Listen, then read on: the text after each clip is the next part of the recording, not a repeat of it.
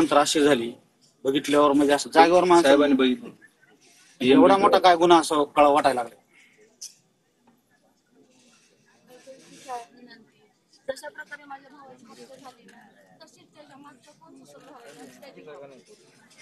म्हणजे त्याला पण कळेल कशा व्याजदार हे प्रकारे असं राजा होतो. सरपंच म्हणून 19 पुरस्कार मिळवून दिले त्यांनी गावाला.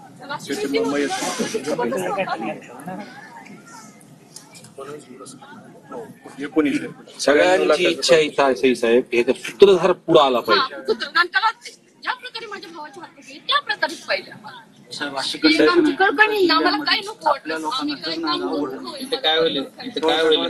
सगळे गुत्तेदारीचे काम लायसन त्यांच्याकडे सगळे म्हणजे टोटल गोष्टी त्यांच्या. आता तरुण वर्ग किंवा पुरुष वर्गाने बाहेर जात आहे ते म्हणते एवढे प्रेशर मध्ये उलट महिला आक्रमकतेने ही सगळी पूर्ण घटना केली. महिलांनी एवढ्या मोठ्या माणसाचा असा खून होतो म्हणजे आमच्या सारख्यानं कसं रोडवर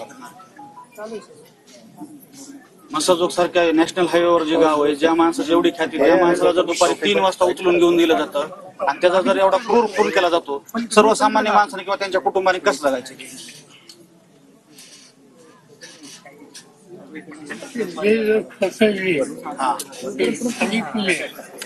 त्याच्यातले स्थानिकचे त्याच गावातले सगळे.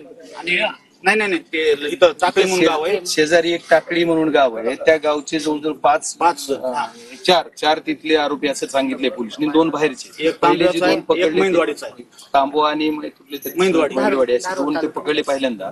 परत एक 3रा पकडला तिथला असं सांगतायत पोलीस. आणि 4था जो पकडला तो ह्याच्यात पूर्ण गुन्ह्यात आहे खंडणीच्या आणि ह्याच्यात पण त्याला आता पकडला म्हणते. कसा पकडला म्हणून मी पण मीडियाला म्हणतो पण त्यांनी काय डिक्लेअर केलं ना पकडला.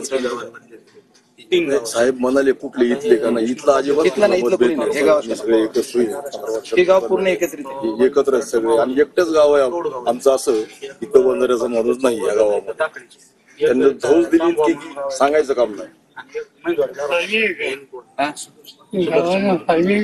पाणी आहे शेतीला तलाव यावर्षी पाणी पाऊस टँक आहे कधी भरतो. आता ह्या वर्षी भरला बी यावर्षी पाऊस आहे पाणीमध्ये आम्हाला पिण्यापुरतं आहे. अर्धा भरलेला आहे. आमच्या गावात कधीच भांडण होत नाही. आमच्या गावाचा कुणाला त्रास नाही कसलंच नाही. आमच्या रोडवर सुद्धा कधी भांडण होत नाही कधीच नाही. इलेक्शन झालं संध्याकाळी आमचा विशेष इकडे सगळे एकत्र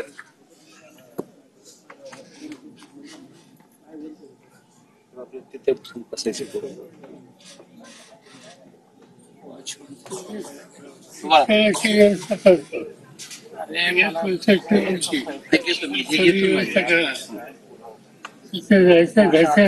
काही काळजी करू आमच्या बहिणीचं काहीतरी साहेब शॉपचं नाव आहे. पण आता काहीच त्यांच्याकडे म्हणजे साधनच नाही.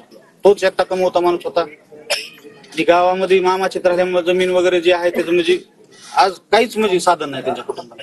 आता सरकारने काही जाहीर केलं 10 लाख रुपयाची मदत ती त्यांच्या नावावर बँकेत टाकली पाहिजे. हो त्यांच्याच नावावर. दुसरं कोणी हात लावत काही दुसऱ्याने थोडं देते काय असतील ते सगळे बँकेत फीज डिपॉझिट आणि महिन्याला त्याला व्याज मिळेल अशी व्यवस्था करायची.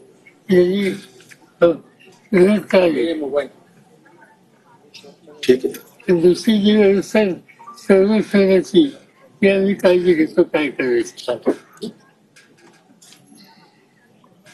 तुझ्या शिक्षणाचं पूर्ण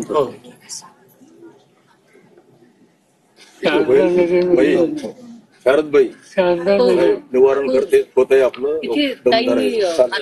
शेतकऱ्यांच्या मुलींना पण खूप ऍडमिशन हो आहे माझ्याकडे नंबर. माझं गाव हेच आहे ना. माझं गाव हेच आहे.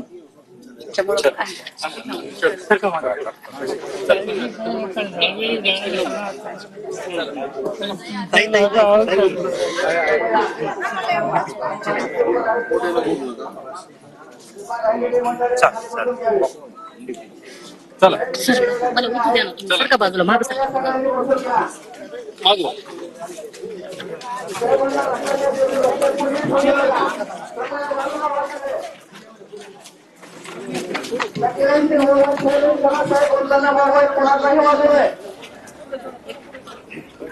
कृपया साहेब सरपंच संतोष देशमुख यांच्या कुटुंबियांची सांत्वनपर भेट ही शरद पवारांनी घेतलेली आहे.